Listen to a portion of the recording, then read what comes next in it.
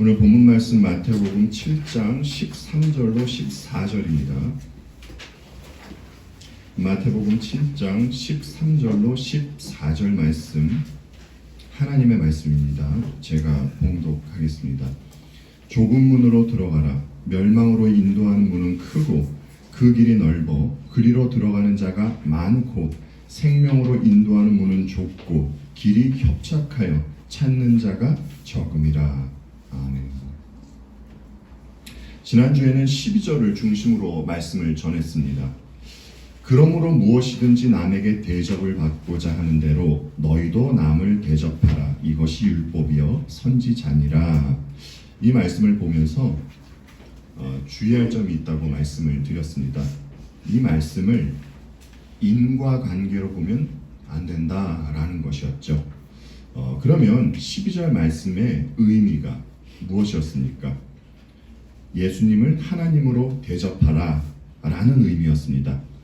성자이신 예수님께서 오시면서 이 땅에 무엇이 임했습니까? 네, 천국이 임했고요. 천국을 살아가는 백성이 생기게 된 것입니다.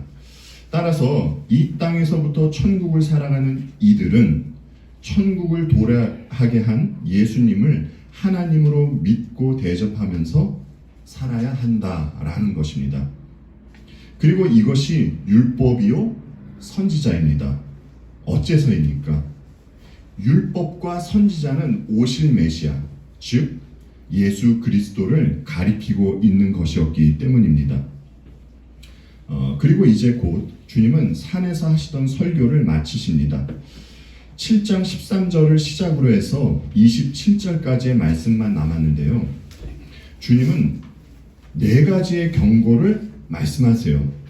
오늘 본문이죠. 2 종류의 문과 길, 2 종류의 선지자, 2 종류의 제자, 그리고 2 종류의 기초, 이렇게 4가지 경고의 말씀을 하시면서 산상설교를 마치십니다.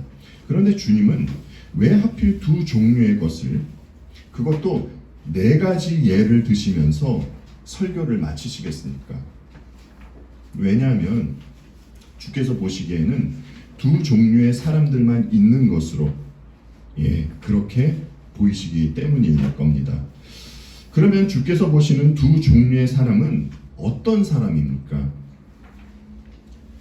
한 부류는요, 주님을 믿고 이 땅에서부터 천국을 살아가는 이들과, 또 다른 부류는 주님을 배척하고 천국을 살아가지 않는 그러한 이들입니다. 이 둘은 삶을 살아가는 방식과 삶의 목적이 완전히 다릅니다.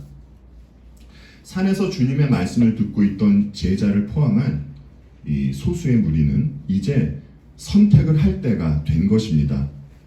과거에 배워오던 대로 그렇게 계속해서 바리새인과 율법 교사를 따를 것인지, 아니면 새로이 예수님을 믿고 예수님을 따를 것인지에 대해서 말이죠.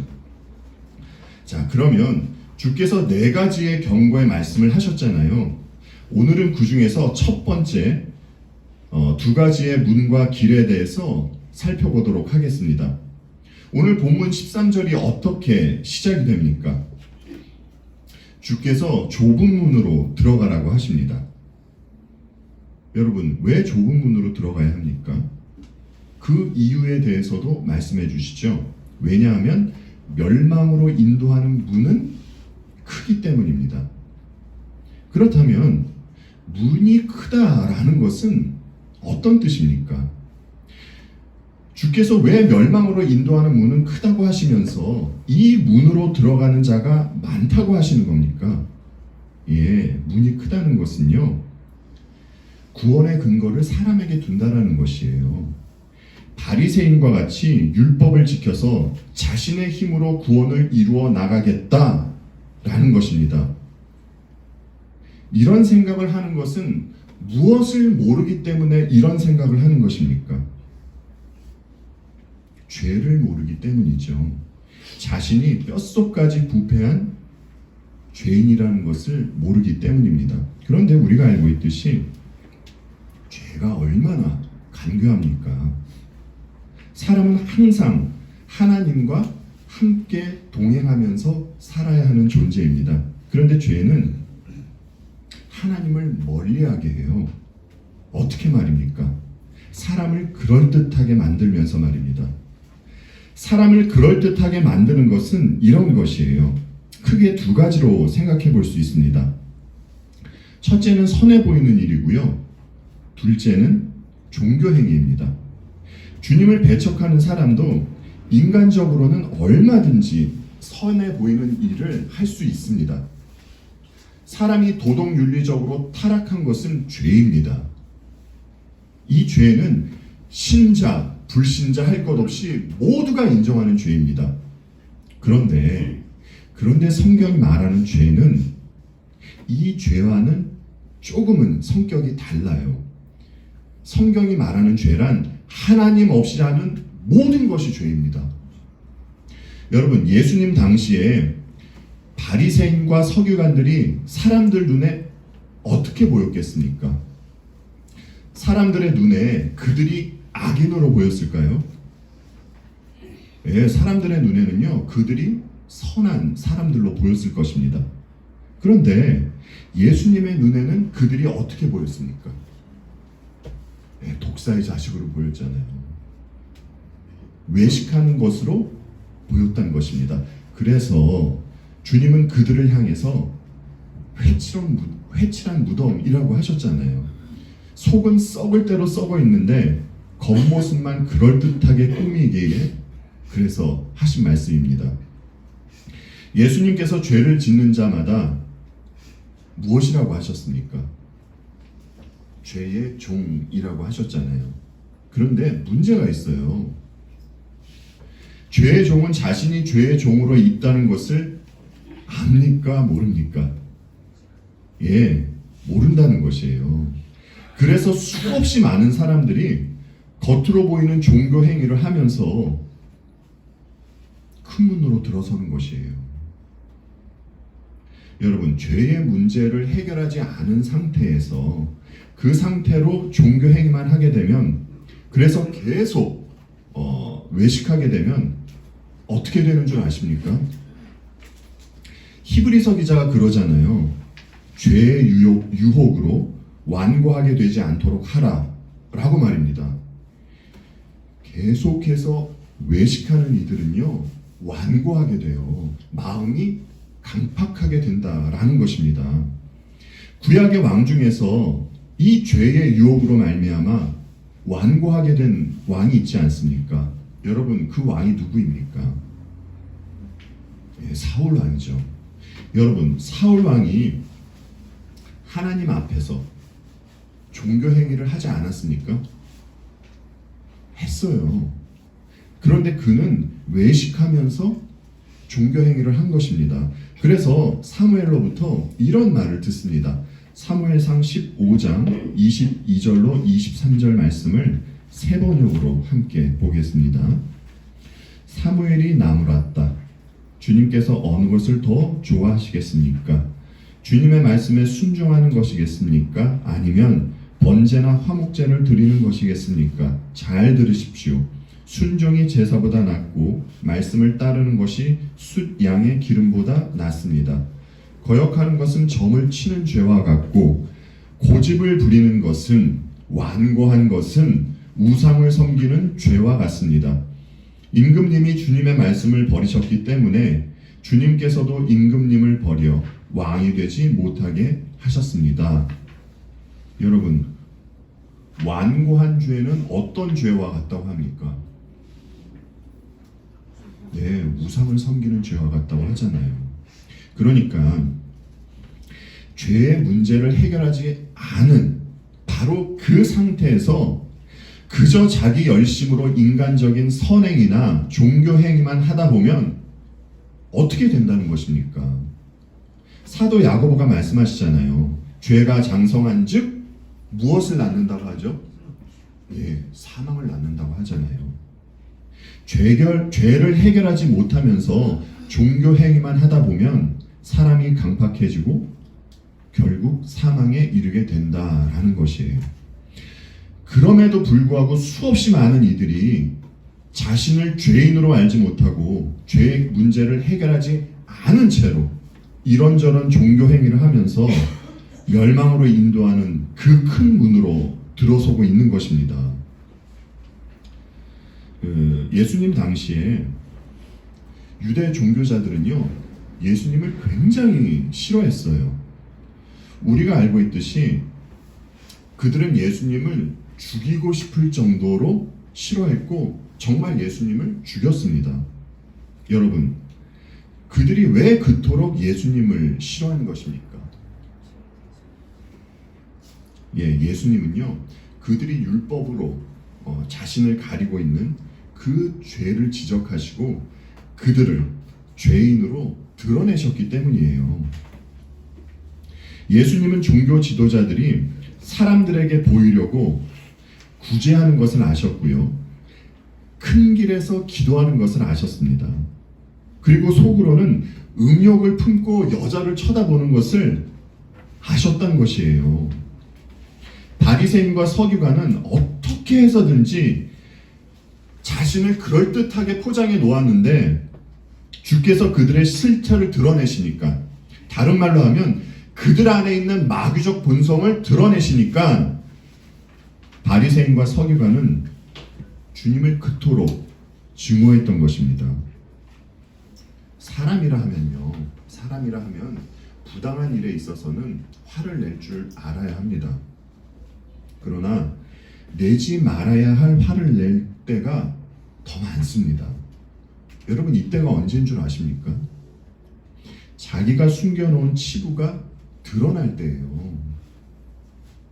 그래서인지 사람들은 자신의 치부를 가리는 일에 전념을 하면서 살아가고 있습니다.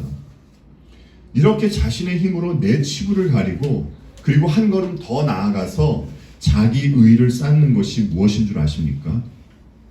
네, 이것이 멸망으로 인도하는 넓은 길로 가는 것이에요. 여러분, 왜 좁은 문으로 들어가야 합니까? 멸망으로 이끄는 길은 넓기 때문이에요. 사람들이 자기 죄를 가리기 위해서 가장 많이 하는 것이 무엇이라고 생각하십니까?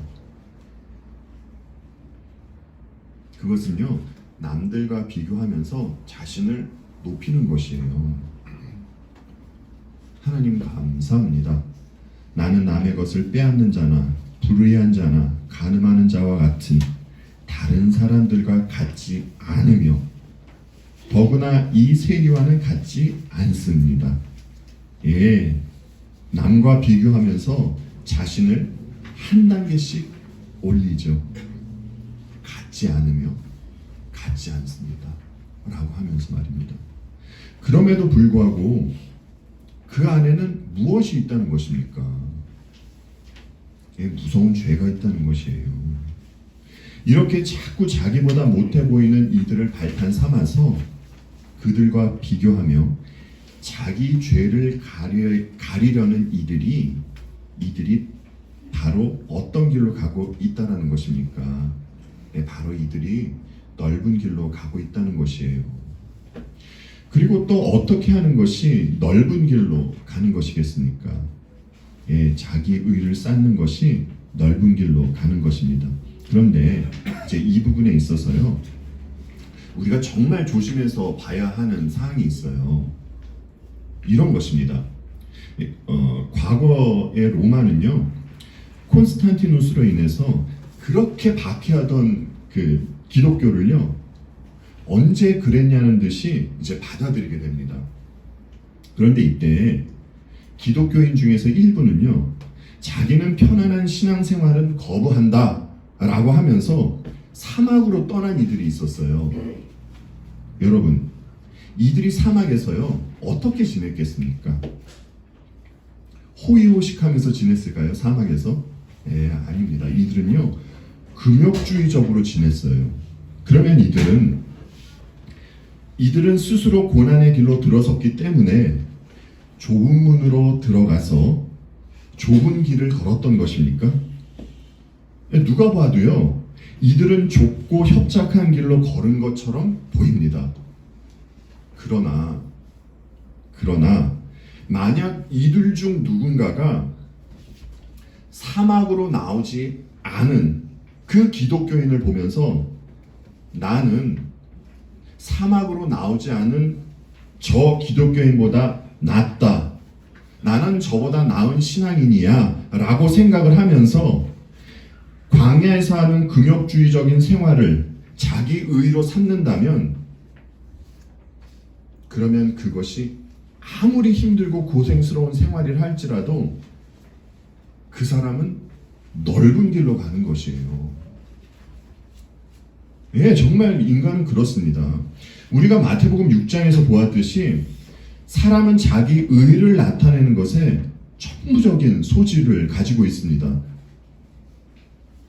주께서 그러셨잖아요.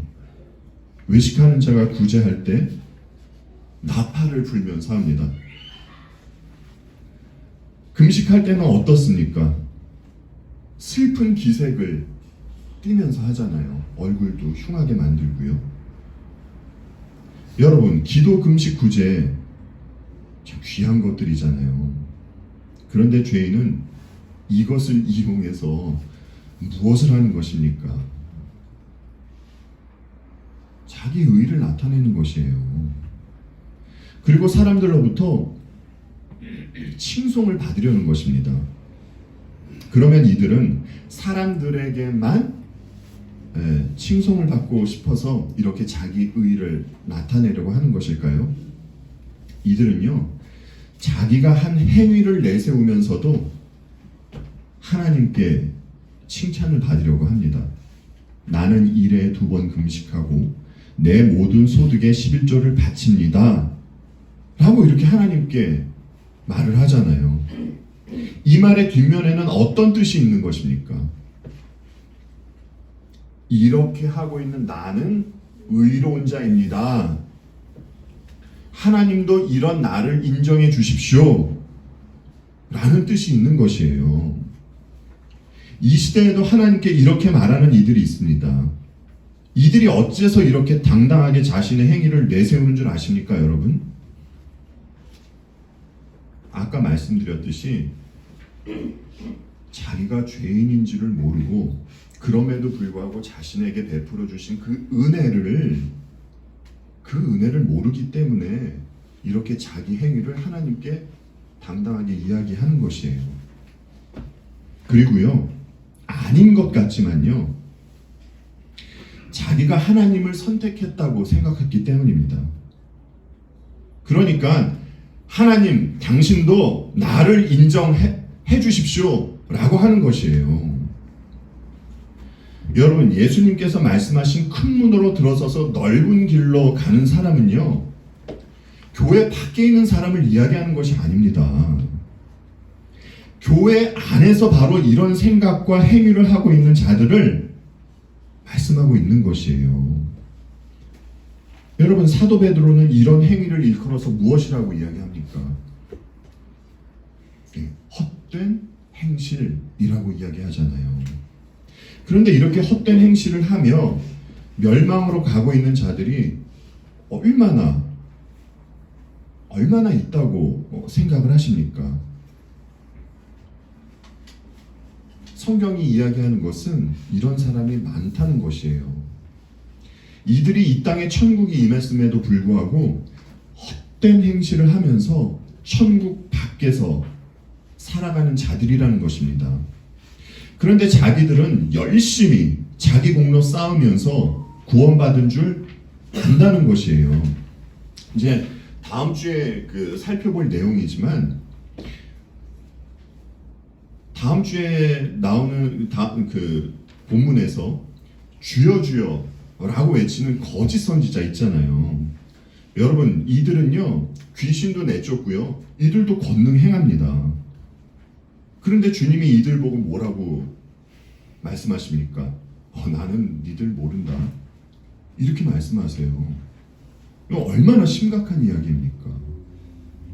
그렇다면 이들은 왜 이토록 헛된 행실을 하면서 넓은 길로 가는 것입니까? 이 땅에 천국이 임했음에도 불구하고 무엇 때문에 천국을 살지 못하는 것입니까?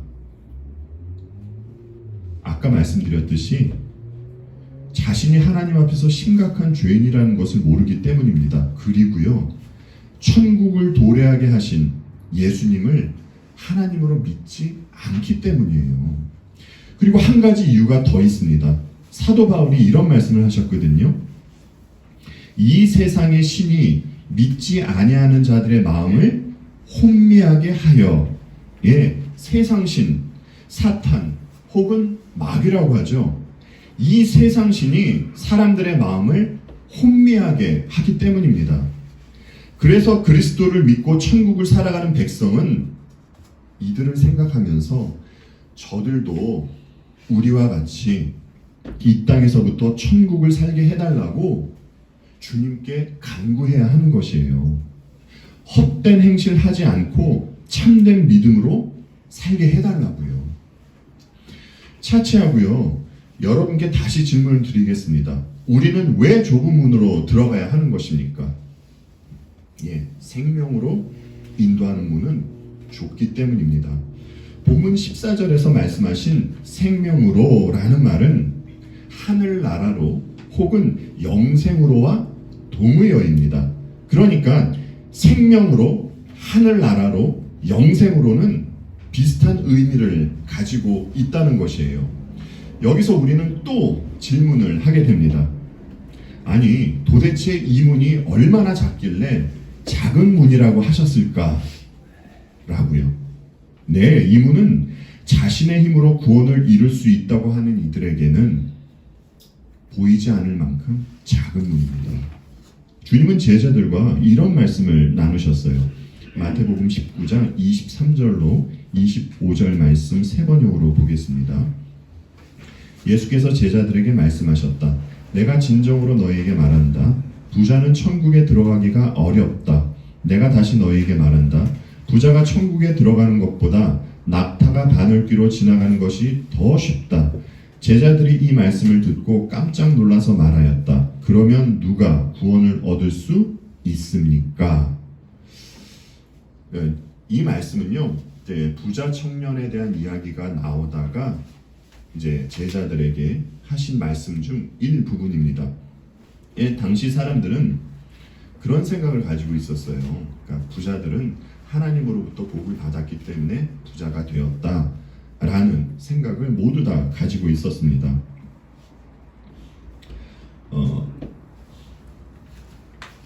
이런 이유에서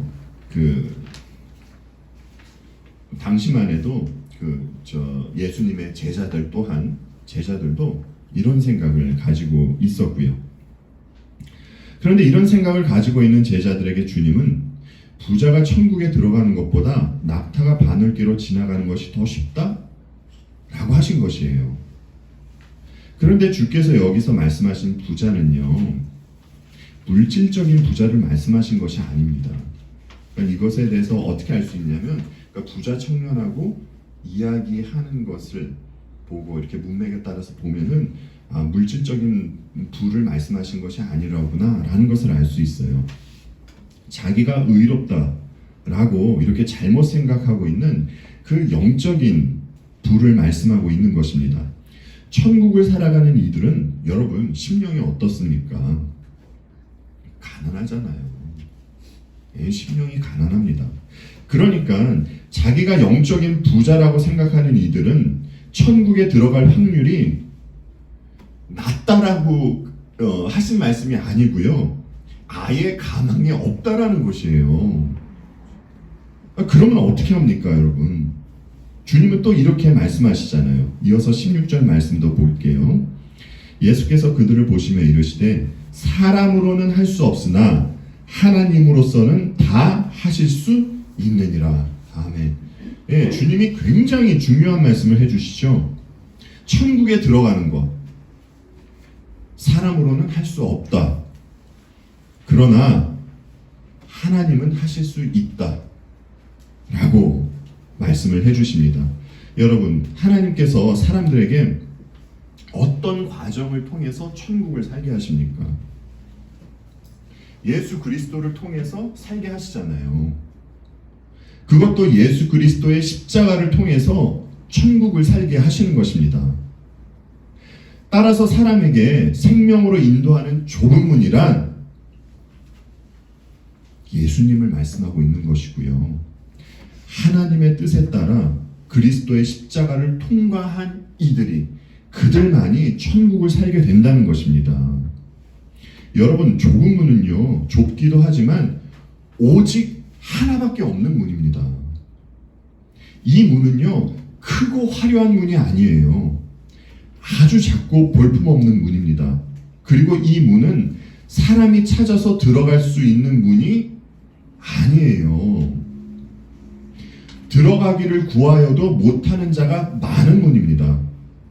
하나님께서 이 문 안으로 넣어주셔야 그 후에 비로소 자기가 좁은 문으로 들어왔다라는 것을 알게 됩니다. 제가 여러분들께 질문을 드려볼게요. 여러분은 스스로가 이 좁은 문을 찾아서 그리고 그 문을 열고 들어오셨나요? 그리고 지금 믿음 생활을 하고 있는 것입니까? 예, 아닐 것입니다. 들어와 보니까 비로소 좁은 문이라는 것은 여러분이 알게 되셨을 것이에요. 이 일을 누가 해주셨다고요? 예, 하나님이 해주셨다고요. 본문 14절 말씀만 다시 볼게요. 생명으로 인도하는 문은 좁고 길이 협착하여 찾는 자가 적음이라. 여러분, 이스라엘 백성이요, 이제 출애굽해서 홍해를 건너지 않습니까? 그런데 홍해를 건너고 났더니 그들을 맞이하고 있는 것이 무엇이었습니까? 안락한 생활이었나요? 예, 뜨거운 모래바람이 부는 광야가 그들을 맞이하고 있었습니다. 그들은 다시 역으로 홍해를 건너고 애굽으로 가고 싶어도 그럴 수가 없었어요. 이스라엘은요, 좋든 싫든 이 광야를 통과해서 하나님께서 약속하신 땅, 그 가나안으로 가야만 했습니다. 이와 같이 좁은 문으로 들어서면 협착한 길이 나오는데요. 이 길은 완성된 천국을 향해 가는 백성들이 반드시 겪고 걸어야 하는 과정이자 길이라는 것입니다. 여러분, 주님이 좁은 길이 어떻다고 하십니까? 협착하다고 하시잖아요. 여러분, 좁은 공간에서요, 눌림을 당하면 어떻습니까? 굉장히 고통스럽겠죠. 예, 협착하다는 것은요, 이렇게 좁은 공간에서 눌림을 받는 듯한 고통을 말하는 것입니다. 그럼에도 불구하고 이 길이 어디로 인도한다는 것입니까? 예, 생명으로 인도한다는 것이에요. 그러면 생명으로 인도하는 이 길을 따르면서 왜 이토록 힘든 일을 겪어야만 하는 것입니까? 백성들은요, 주님을 따르는 이들이기 때문입니다. 주께서 이런 말씀을 하셨잖아요. 우리가 암송했던 구절이죠. 예수께서 이르시되 내가 곧 길이요 진리요 생명이니 나로 말미암지 않고는 하나님께로 올 자가 없느니라. 예, 예수님께서 길이십니다. 우리는 길 대신 예수님을 따르는 것이에요. 여러분, 예수님의 생애를 보십시오. 예수님의 생애가 어떠셨습니까? 고난과 핍박의 삶이셨어요. 따라서 예수님을 따르는 이들 또한 그들의 생애에서 힘든 일을 겪게 된다는 것이에요. 그리고 예수님께서 이런 말씀도 하셨잖아요. 누구든지 나를 따르려거든 자기를 부인하고 자기 십자가를 지고 나를 따를 것이니라. 주께서 어떤 의미로 이 말씀을 하신 것입니까? 네, 주님을 따르려면요, 자기가 죽어야 한다는 것이에요. 자기 의가 꺾여야 한다라는 겁니다. 그래서 좁은 길이 협착한 것이에요. 이뿐만이 아닙니다. 길을 간다는 것은 방향이 정해져 있다는 것입니다. 바울의 말처럼 표대를 향해서 가는 것이에요. 그런데 세상과 마귀는요, 그 표대를 향하여 가지 못하도록 끊임없이 방해를 합니다. 그리고 우리가 이스라엘 백성을 보아서 알잖아요. 가나안으로 가는 동안에는 싸움이 있습니다. 네, 그리스도 안에서 이미 승리가 보장된 싸움이지만요, 성도로서 해야 하는 싸움이 있다는 것이에요. 그래서 이 길이 협착한 것입니다. 본문 말씀을 보면서 어떤 궁금증이 하나 생기더라고요. 주님의 말씀하신 좁은 문으로, 그 문으로 인도받은 이들이 얼마나 될까라고요. 그런데 우리는 모릅니다. 그러나 좁은 문을 찾는 자가 적다는 것은 오늘 본문을 통해서 우리는 그 정도까지만 알 수 있습니다. 여러분, 하나님은 왜 우리들에게 좁고 협착한 길을 걷게 하시는 것입니까? 하나님께서 저희들을 사랑하신다면서요. 그러면 그리스도 안에서 택해서 구원해 주셨으면 그래도 좀 편안하고 안락한 삶을 살다가 천국으로 인도해 주시면 좋은데, 왜 꼭 그렇게 협착한 길을 통해서 우리가 그 삶을 살게끔 하시는 것입니까? 여러분도 신앙생활 하시면서 정말 많은 고민을 하셨을 줄로 압니다. 그리고 지금도 하시고 앞으로도 하실 것입니다. 사도 바울이 에베소 교인들에게 이런 말씀을 하셨더라고요.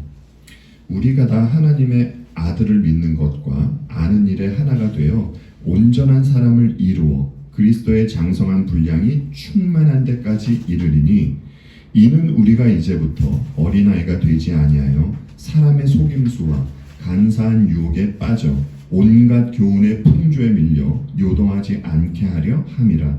오직 사랑 안에서 참된 것을 하여 범사에 그에게까지 자랄지라. 그는 머리니 곧 그리스도라. 아멘. 하나님께서 우리들에게 좁고 협착한 길을 걷게 하시는 것은요, 바로 이 과정을 통해서 누구의 장성한 분량까지 이르게 하시려는 것입니까? 예, 그리스도의 장성한 분량이 충만한 데까지 이르게 하시려고, 그래서 이 과정을 겪게 하시는 것입니다. 그러니까 여러분, 성도가 죽으면 어디에 갑니까? 천국에 갑니다. 그런데 하나님께서 그 자녀들에게 믿음을 주신 것은 단순히 죽으면 천국 가라고, 그것을 목적으로 믿음을 주신 것이 아니라 지금 이곳 하나님께서 여러분 각자에게 맡기신 그 자리에서부터 그리스도를 믿고 그리스도를 닮아가라고 믿음을 주신 것이에요.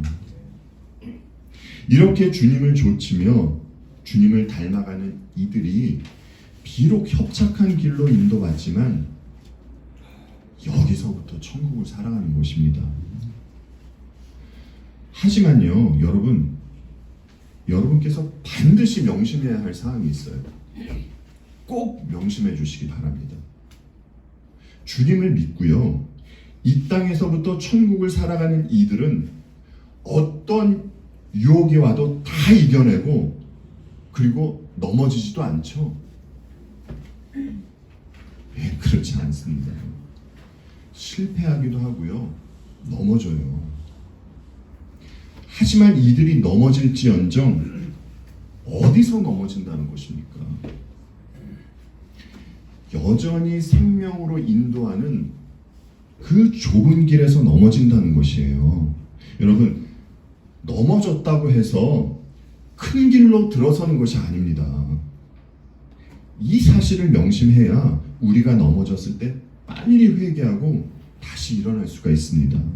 네, 우리에게는 가야 할 길이 있습니다. 여러분은 지금 좁고 협착한 길로 가고 있습니까? 이 길로 가고 있다면 어떻게 해서 이 길로 가고 있다라고 생각을 하십니까? 예, 하나님께서 은혜를 베풀어 주셨기 때문입니다. 그리고 여러분을 택해 주셨기 때문이에요. 그러면 우리는 이 길을 걸으면서 어떻게 살아야겠습니까? 이 길을 걸으면서 가만히 있는 것은 아니잖아요. 하나님께서 여러분들에게 삶을 허락하셨는데 어떻게 살아야겠습니까? 여러분은 처음부터 생명으로 인도하는 문으로 들어왔습니까? 예, 아니잖아요. 우리 모두는요, 큰 문에 있던 자들이었습니다. 이 사실을 인정하신다면 아직도 이 땅에 임한 천국을 살지 못하고 있는 이들을 위해서 무엇을 해야 하겠습니까? 멸망으로 치닫고 있는 세상에서 거기로부터 건지움을 받아 함께 천국을 살게 해달라고 기도해야 할 것입니다. 아까 말씀드렸듯이 이 일은 오직 하나님께서 하실 수 있는 일이기 때문입니다.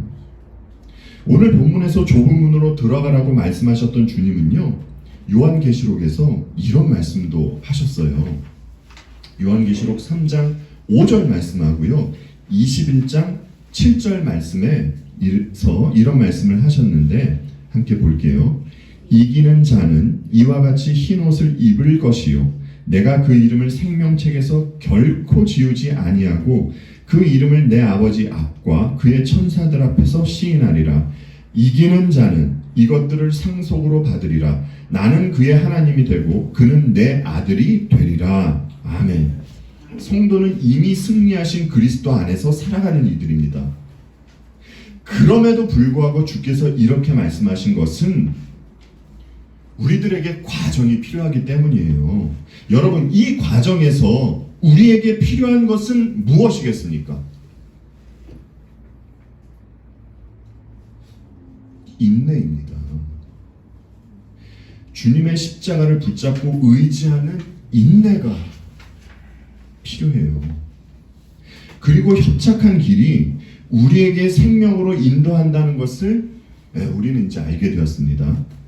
이 길을 걷는 과정에서도 우리에게 필요한 것은 무엇입니까, 여러분?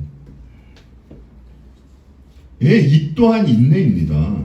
우리는 확실한 결과를 손에 쥐고 살아가는 이들입니다. 그래서 우리는 협착한 길을 걷는 와중에서도 즐거워할 수 있는 것입니다.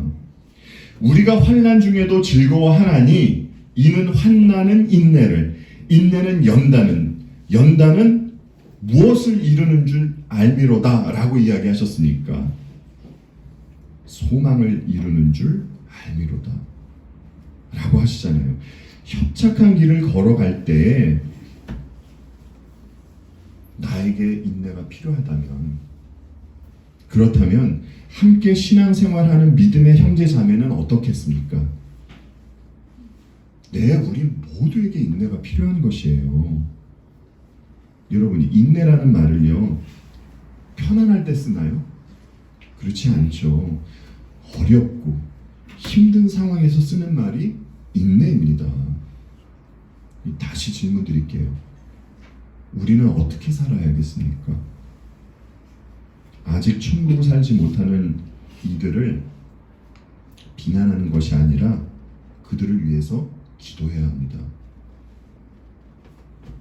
그리고 함께 표대를 향하여 그 협착한 길을 걷고 있는 믿음의 형제 자매를 함께 밀어주고 끌어줘야 하는 것입니다. 예, 때로는 격려도 필요하고요. 또 때로는 기다려주기도 해야 하는 것이에요.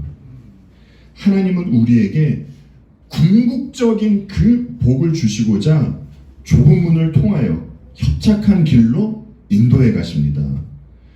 우리에게 주어진 하루하루가 소망을 이루어가는 그 과정이라는 것을 명심하고 저와 여러분이 그리스도를 닮아가며 또 아버지가 계신 저 천국을 향하여 나아가는 우리 베리트 개혁 장로 교회가 되기를 바라며 오늘의 말씀을 마치도록 하겠습니다. 기도하겠습니다.